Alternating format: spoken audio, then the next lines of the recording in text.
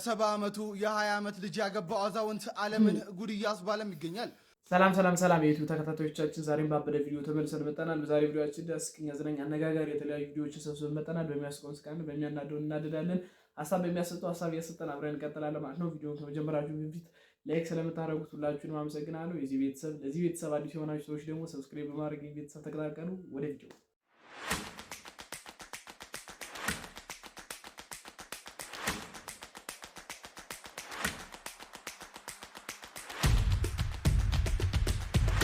በመጀመሪያም እንግዲህ የምናልፈው ፍልፍሉ አሁን ላይ እንደታመመ ሕክምና ላይ እንዳለ ይታወቃል። ግን አሁን ላይ አዲስ ዜና በሰይፉ በኩል ተሰምቷል። ይህ ዜና ምንድን ነው? አዲሱ ዜና ደስ የሚለው ዜና ምንድን ነው የሚለውን አብረን እናያለን ማለት ነው። ወደ ቪዲዮ። ለማንኛውም ፍልፍሉ አሁን የደወልኩልህ ያው ሁሉም እንግዲህ የቻለውን ሁሉ እያደረገ ነው። ከዚህም በላይ የሚያስፈልግ ከሆነ አለም ብለዋል። ያንተም መታመም ሲሰሙ የኮሜዲ ስራ አድናቂ ናቸው። አቶ ማናዬ ይባላሉ። እንግዲህ ለሕክምና እንዳስተዋጽኦ እንዲሆን የ1 ሚሊዮን ብር ስጦታ አበርክተውልሃል ፍልፍሉ። እሱ ልነግርህ ነው። አንድም የደወልኩት ሰይፉ ወዬ ከስትሮክ ወደ ሮክ ቀልድ ዘው ነው። ወይኔ አቶ ማናዬን ብርድ እንዳይነካብኝ በጣም እግዚአብሔር ይስጥልኝ፣ አመሰግናለሁ በልልኝ ሰይፍዬ። ያው እየሰሙ ነው፣ ችግር የለውም። እዚህ ተመልካቹም በጣም ነው የሚወድ፣ እያጨበጨበ ነው። ለአንተ ተሽሎ ተነስተ ወደ ኮሜዲ ስራ እንድትመለስ ፍልፍሉ እንወድሃለን። አንተ ሳይሻለኝ ቀረ እንዴ?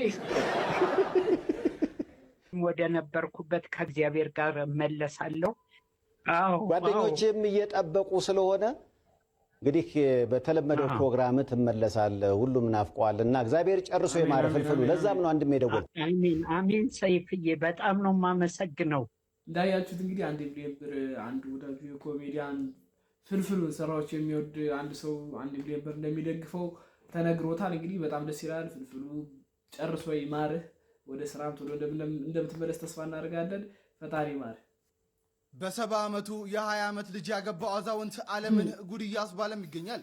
አንድ የ70 ዓመት ሳውዲ አረቢያዊ አዛውንት የ20 ዓመት ወጣት ሴትን ማግባቱ እንግዲህ በዚህ ሰዓት በዓለም አቀፍ ደረጃ በከፍተኛ ሁኔታ መነጋገሪያ ሆኗል። ታዲያ ይህ በዕድሜው ገፋ ያለ አዛውንት ለ20 ዓመቷ ወጣት ለሰርጓ $756,000 ወይንም በእኛ 116 ሚሊዮን ብር የሚያወጣ 5 ኪሎ ግራም ወርቅና ሮልስ ሮይስ መኪና በስጦታ አበርክቶላታል። በርካቶችም እንግዲህ ፍቅር ዕድሜ አይገድበውም እያሉም ይገኛሉ። እናንተስ በዚህ ጉዳይ ላይ ምን ሀሳብ አላችሁ? ሀሳባችሁን ኮመንት ላይ ጻፉልን። ፎሎ እያደረጋችሁ አዳዲስና ፈጣን ወቅታዊ መረጃዎችን ያገኙ። እንዴት ነው ፍቅር አይገድበውም እድሜ ትላላችሁ ወይስ ምንድን ነው የእናንተ ሀሳብ? እስኪ ኮሜንት ላይ ጻፉልን። እናንተ እንግዲህ እኔም በጣም ገርሞ የነበረ እስኪ እሷ ስትወለድ እሱ ስንት ዓመቱ ነበር? 50 ዓመቱ ነበረ። እሱ 70 20 ከሆነ በ50 ዓመቱ ነበር እና በጣም ትልቅ ሰው ነው። እንግዲህ እስኪ ምን ታስባላችሁ? እናንተን ሀሳብ ኮሜንት ላይ ጻፉ። አረ ጌታ ሆይ እባክህ ተመልከተኝ። እኔ ልጅ አይደለሁም እንዴ? በቃ ለእኔ የፈቀድከው ህይወት ይሄ ነው? ያው ለአመታት ሳላርፍ ለፋው። በጠዋት እነሳለሁ፣ ታክሲ እሰለፋለሁ፣ ታክሲ ሲጠፋ ስራ ቦታ ድረስ በእግሬ ሄዳለሁ። ከዛም ሄጄ የዛን ሁሉ ከስተምር ጸባይ ችዬ ስሯሯጥ ስታዘዝ ውላለሁ። ከዛ ድጋሚ ደግሞ ያን ሁሉ መንገድ ቀን በፀሐይ ማታ በዝናብ እየተቀጠቀጥኩ ድጋሚ ወደ ቤት ይመለሳል። እንደዛም ሆኖ ግን ጠብ የሚል ነገር የለም፣ ልፋት ብቻ። ተመስገን የኔ ጌታ፣ ስለሰጠኸኝ ሁሉ አመሰግንሃለሁ። እንዳንተ ቢመቸኝማ እኔም አመሰግን ነበር።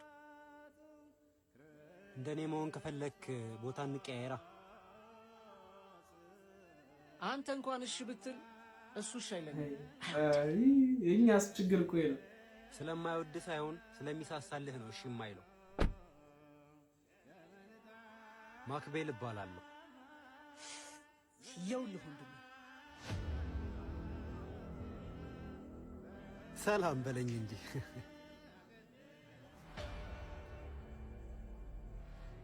ናስኪ ወክ እያደረግን እናውራ። አሁን አንተ ስታማርባቸው የነበሩ ነገሮች በሙሉ እኔ ጋር ቢመጡ በረከቶቼ ነበር የሚሆኑት። በእግር ረጅም መንገድ መጓዝ፣ ለሰዓታት መቆም፣ ዝናብ ሲመጣ መሮጥ፣ ለኔ በጣም ምርቆቼ ናቸው። ዩኖዋት መሮጥ እንኳን ስሜቱ እንዴት እንደሆነ አላውቀውም። ኦፍ ኮርስ ገንዘብ አለኝ። ገንዘቤ ግን የመሮጥን ስሜት እንኳን ሊገዛልኝ አይችልም። እግርህን ሽጥልኝ ብል ስንት ብር ትሸጥልኛለህ? ኧረ በስመ አብ ምን ሆናል? አየህ ዋጋ ማተምንለትን ነገር ሰጥቶ ነው ያን ያህል ስታማርር የነበረው። እንመለስ። ከዚህ በላይ መራመድ አልችልም። ማግኘት፣ ማጣት፣ ስኬት፣ ውድቀት፣ መታመም፣ መዳን የሚባሉትን ነገሮች በሙሉ የምናገኛቸው በመኖራችን ውስጥ ነው። ስለዚህ መጀመሪያ ስለመኖር አመስግነውና ቀጣይ የምትፈልገውን ጠይቀው። ጊዜው ሲደርስ ይሰጣል። ስላማረርከው የሚቀርበት ነገር የለም። ስላላመሰገንከው ግን የሚቀርብህ ነገር ይኖራል። አሁንስ ጎረምሳው ቦታ እንቀያየር? አይ ይለፈኝ። ስላወቅኩ ደስ ብሎኛል። ምናልባት ዛሬ ያገናኘን ይሄን ነገር እንድነግርህ ይሆናል። መልካም ቀን። አመሰግናለሁ። አዎ እንግዲህ ሁላችን ባለን ነገር ማመስገን አለብን። እኛ ያለንበት አሁን ያለንበት ህይወት የሆነ ሰው የሚመኘው ህይወት ነውና በቀላል በነፃ የተሰጠሉ ነገሮች ብዙ ናቸው። ዝም ብለን ትንሽ ነገሮች ስለምናይ ነው እንጂ ወይኔ ምንም የተሻለው አይመስልም። ከስቷል ተቋቁሯል አይደለ? ኧረ ሀናዬ ተይ አንቺ ዝም ብለሽ ስለምትጨናነቂ ነው እንጂ ከበፊቱ ራሱ አላማረበት። ከበፊቱ አምሮበታል። ስለዚህ ውሳኔው ልክ ነው። ቆይ ወይ ለምን እውነቱን አትነግሪው? ዳግም ከጆሮ ይልቅ አይኑን ነው የሚያምነው። በጭራሽ እኮ ሊያናገረኝ እንኳን ፈቃደኛ አይደለም። አሁን ተረጋግቶ ሊሆን ይችላል። ለመጨረሻ ጊዜ ልሞክር። ከሰማሽ ሞክሪ ይሻላል። ሀንዬ መጣው። ዳግም ይቅርታ፣ አንድ ጊዜ ላወራክ ነበር። ምንም የማወራሽ ነገር የለም። ትንሽ ደቂቃ ብቻ በእናትህ። ዳግም ሀና እየተሰቃየች ነው። ስለተፈጠረው ነገር አንድ ጊዜ ላስረዳክ። እንደሱ አይደለም በጭራሽ። አንቺን አልሰምሽ። እሷ አሁን የሚታያት እንደሳምኩሽ። ስለዚህ እኔ ላይ ያላትን ተስፋዋንም እዚህ መመላለሷንም ታቆማለች። ያማሃል እንዴ? መታሰቢላት ከሆነ እንዳልሳምኩሽ እንዳትነግሪያት። ይኸውልሽ እኔ ደግሜ ከእሷ ጋር መሆን አለብኝ።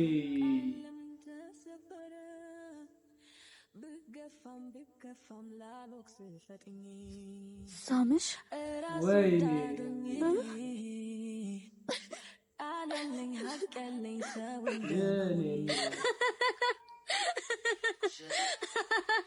እንዴ አንተ ምን እያረክ ነው? ፊትሽን እያየሁት ነው። ያማሃል እንዴ? አንተ ውሻ ልጅ! ወይኔ ጉዴ! ዳግም ተረጋጋ። ልቀቂ! ተረጋጋ ዳግም። እንዳሰብከው አይደለም ዳግም። አንዴ ላስረዳ። ማፍቀሬ ልነግርህ አስል ነው ቀድሜ አንተ ያረካት። ስለቀደምክ ደግሞ ሀና ያንተ አትሆን። ወይኔ ቆይ አንዴ ላስረዳ ዳግም፣ አንዴ ላስረዳ። ስሚ በአይኔ ነው ሁሉንም ነገር ያየሁት። እሺ ምንም የምታስረጅኝ ነገር አይኖርም። ቆም ብሎ አለማውራት ችግሩ እዚህ ላይ ነው። የዛኔ ሰምተኝ ቢሆን ሁሉ ነገር አይፈጠርም ነበር። ጊዜ ፈጥኖ የቀደመ ከመጸጸት ማዘን በቀር ከዚህ ሌላ ምን ተስፋ አለ? ቆም ብሎ ማውራት፣ ቆም ብሎ መነጋገር ይሄን ላይ ነው። ለዚህ ሰዓት ነው ተቋያችሁ የሆነ በግልፍተኝነት በመቸኮል በቆጣት ብናሳልፋቸው ብንወስናቸው ውሳኔዎች ሆል ላይ ሚዝሬብል ሊያደርጉ ይችላሉ የኛን ህይወት ማለት ነው። ስለዚህ ማስተዋል ጥሩ ነው። ግን በዛ ሰዓት አሁን መፍረድ ምናምን ሳይሆን እሱ ያለበት ሁኔታ ሊያናደው ሊለው ይችላል። ግን ሁላችሁ ለዚህ ሁኔታ ያጋጠማችሁ ምንም ነገር ጥሩ የሚሆን መጥፎ ቁጭ ብሎ አውርቶ መስማማት ወይም በማውራት መፍታቱ በጣም ቢሽ ነው ቢያስባል። የእናንተን ሀሳብ ኮሜንት ላይ የኔ ልጅ ሊዱ በቪዲዮ ግቢ። በቪዲዮ አኩርፈሽ ነው እናትሽ አለችኝ። ልደትሽን ስቀር አኩርፈሻል በጣም። ሹፌር አባት ሲሆን ናሲሩት ይውጣ እንጂ ሲፈልግ አይመጣም። ወይኔ በጣም ሹፌር አባት ሲሆን የልጁን ምርቃት ስልኩ ዝግ የሆነው ጅቡቲ በረሃ ጎማ ተኝቶበት እየቀየረ ነው። ሹፌር አባት ሲሆን ይወጣል በቋጥኝ ይተኛል ተራራ ጨለማን ይደፍራ ቤቱን ሊያበራ።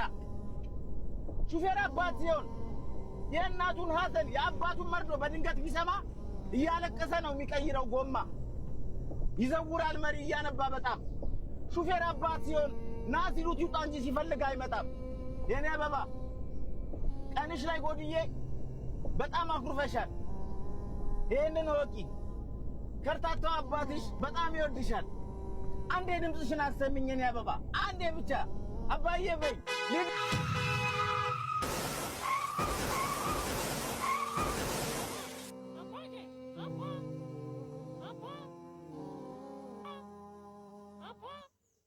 ወይኔ በስመ አብ።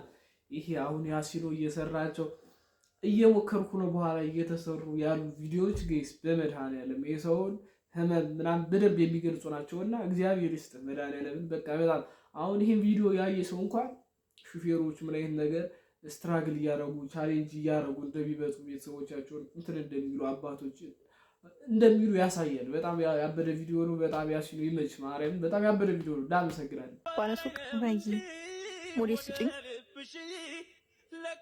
ያሽ እሺ አመሰግናለሁ። ጄ የምትወጂው ልጅ መጣ። በቃ እኔ ልጅሽ አንቻውር ባለሱቅ በረኪና ስጭኝ እስኪ። ምን በረኪና ምን ያደርግልሃል? ምን አገባች? ምንም፣ ግን ስሜት ጥሩ አይደለም። ስለ እኔ ስሜት አንቺ አይመለከትሽም እንዴ? ልጁ ጤነኛ አይደለም እንዴ? እናቱ ትሰጭኝ እንደሆነ ስጭኝ። የለኝም፣ እንደውም አልሸጥልህም። ይሄ በረኪና አይሸጥም። እናት ገብቼ እንዳልወስድ ውሰደው። ምንም ብትሆን አልጠየቅበትም። ልሞት መስሎች ነው? እና ለምንድን ነው በረኪና የሚመረተው ዕቃ ለማጽዳት እንጂ ሰው እንዲሞትበት ነው? ግን እውነትህን ነው። በአክሽ ልብስ ላጥብበት ነው። ባይሆን ቶሎ ስጭኝ። እንካ።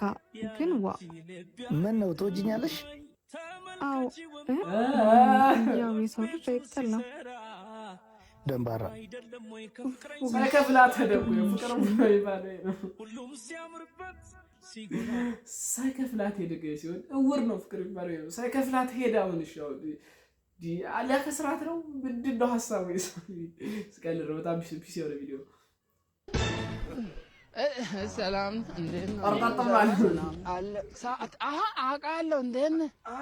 ሰለነና ነህ? አይዞህ። ምን በልተህ ነው? ጨነቀኝ። ኧረ ተው በእናትህ አንተ ደግሞ ውጭ በርታ። እሺ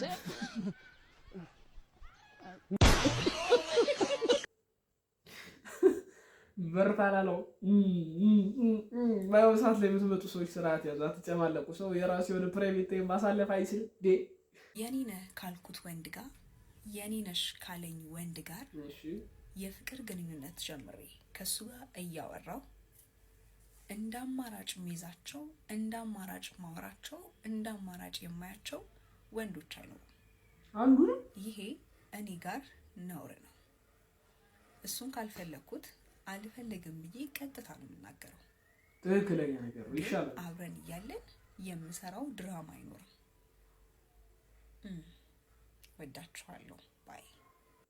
እንደዚህ አይነት አስተሳሰብ ያላችሁ ሴቶች ይመቻችሁ። መድኃኒዓለም በቃ እንደዚህ ነው መሆን ያለበት። ማትፈልጉት ከሆነ አልፈልግም ይጎዳል ብዬ ነው ምናምን አይደል። መሀል ላይ እንደገና ወዳጅ የራስሽን ህይወት አንቺ አንዱ የራሱ ህይወቱን አልኖረሱ ምናምን። ግን ቅርብ ብሎ መነጋገር ምናምን ሲሆን አንዳንድ ሰዎች ደግሞ አታስቸግሩ።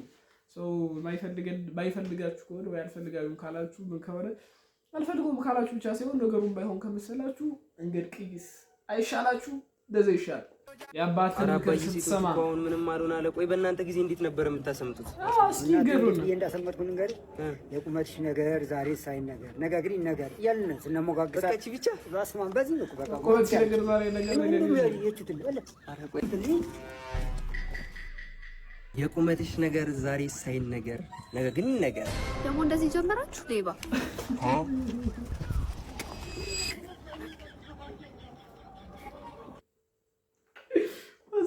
ሰው እየሳቁ የእነሱ ጊዜ ለኛ ጊዜ አንድ አይደለም።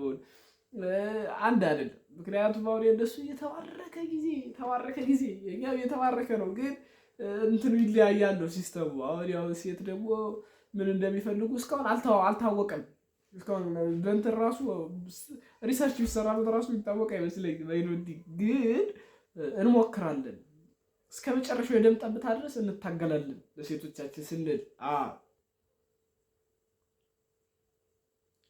እንዴ ምንድን ነው? ለማን ነው? ሳባ ስልኬን ስጪኝ። እንደዚህ አይደረግም፣ ብልግና ነው። ኧረ ተው አንተ ደግሞ ስለ ጨዋነትና ስለ ብልግና ታውቃለህ እንዴ? ሳባ ከሰው ጋር መቀለድ አልችልም ማለት ነው? ቀልድ ከኔ ጋር እየኖርክ ሌላ ሴት አፈቅርሻለሁ ማለት ነው? ቀልድ ሲያስቅ። በእናትህ አንቺ ነፈቅሽኝ ትኩረት ሌላ ቦታ ሳገኝ መናደድሽ ትኩረት እስኪ ንገረኝ፣ ለአንተ ስል ቤተሰቦቼን፣ ጓደኞቼን፣ ሁሉን ነገሬን ስለተውኩ ነው? ሳባ ነገሩን እያወሳሰብሽው ነው አይደል? እኔ እዚህ የኔ እናንተን ህይወት ለመገንባት መከራዬን እበላለሁ። አንተ እዚህ በስልክህ ሌላ ህይወት ትገነባለህ። ሳባ አዳምጪኝ፣ ለመረዳት ሞክሪ። በቃኝ። ደግሞ ይኸውልህ ቤት ናና ኮተትህን እንዳለ ይዘህልኝ ውልቅ ብለህ ከቤቴ ትወጣልኛለህ። ጭራሽ ደግሞ አብረው እየኖሩ ነው። የበለኝ ፍቅር እንጂ ወትሮም በቁሜ ወረሰኝ መቁረጥ የማይቀር የኔ እናት አሳዘነች። የሪሌሽንሺፕ ጉዳይ አሁን እኛ እንደምንቀልድበት እየሆነ አይደለም። ብዙ ሰው እየተጎዳበት ነው። እዚህ ላይ እንዲሁም የሚሰሩ ብዙ ሰዎች አሉ። እኔ አሁን ዩቲዩብ ላይ ስለ ሪሌሽንሺፕ እና የሚያወሩ ብዙ ሰዎች አሉ። አሁን ላይ ኪራ ሀዱ፣ ኪሩቤል ሀዱ፣ ሌላ ማነው ምንድነው ምን ፖድካስተር ይባላል ደግሞ እንትን ፖድካስት የሆነ ልጅ የሚሰራው ልጅ ጉልቻ ፖድካስተር ምናምን ይባላል ምናምን ከስንት አሉ፣ ግን በቂ አይደለም። ምክንያቱም አሁን ላይ ትክክለኛው መንገድ ሰው ማወቅም አብዛኛው ሰውም ሴቱም ወንዱም ይጎዳል። ስለዚህ እንደዚህ ቪዲዮዎች ቢበዙ ቻናሎች እና የሚፈጠሩ በጣም ቢሰሩ በጣም አማን በጣም የሚወዳትና የሚያደንቃት አንድ ትልቅ ተዋናይት አለች ሲባል ሰማውና ከራሷ አንደበት ልስማው ብዬ ነው። ማን ትሆን? እርግጥ ብዙ ማደንቃቸዋሉ፣ ግን አጋጣሚ ያነሳችኋትና ሙሉዓለም ታደሰ ናት። ወደር የላት። አንድ 2 ዓመት አብረን ቆይተናልና ደግሞ ቤስት ፍሬንድ አድርጋኛለች። እንደው መታደል ሆኖ አብረን ያሳለፍነው 2ቱንም ዓመት እረኛዬን ስንሰራ አቤት ስነ ስርዓት፣ አቤት ውበት፣ አቤት ትወና የላትም። ይሄ እንደዚህ የምታወሳስበው ነገር የላትም። እንደዚህ ብላ ስትል አደገኛ ነው። በቃ ብዙ እንትን የላትም። ጸጋ የተሰጣት ናት እና ዲሲፕሊኗ ደግሞ ምን አለ እንደኔ ቀርበው ቢያዩዋት፣ ያወራር ስነ ስርዓቷን ምን አለ ቀርበው ቢያዩዋት። አዲስ ልጅ እንኳን እንደዚህ አይታዘዝምና ሙሊሽን ማወቅ በጣም ክብር ነው። እንደው እሷን ከነካው አይቀር እንደው ስሙን እንኳን ለመጥራት የሚከብደኝ ሌላ ኢትዮጵያ ትልቅ ሰው ደግሞ ጌትነትን ነው። ለጌትነት አማሪ በጣም እንግዲህ መመሰጋገር በጣም ያበደ ነገር ነው። ጥሩ ሰውን እንደዚህ ትልልቅ ቦታዎች ላይ ስተር ብላ ማመስገን ፊት ነገር ነው። የዛሬ ቪዲዮቻችን አይኖ ሞር እንትን እንደሆኑ ሞር ኖርማል ላይፍ ላይ የሚገቡ ኖርማል ደግሞ እንትን ላይ የሚገቡ ቪዲዮዎች እንደሆኑ አይኖ እንትን ላይ ምንድነው ትምህርታው ያዘል እንደሆኑ በጣም አውቃለሁ። በጣም ሊበዛ ይችላል ትምህርት አዘሉ አይኖ። ግን የቪዲዮ እየሰራሁት ያለሁት ከዚህ ቪዲዮ በፊት እኔ ከ5 ዓመት በኋላ የሚል ቪዲዮ ሰርቼ ነበርና በዛ አንጻር ነው ሁሉ ቪዲዮ እያየሁት ያለው። ለዛ ሊሆን ይችላል። አብዛኛው ነገር አስተማሪ ነገር ነው።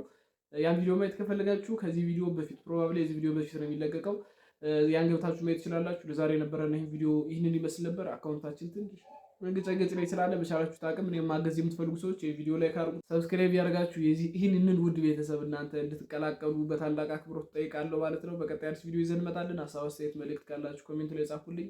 ይሳውት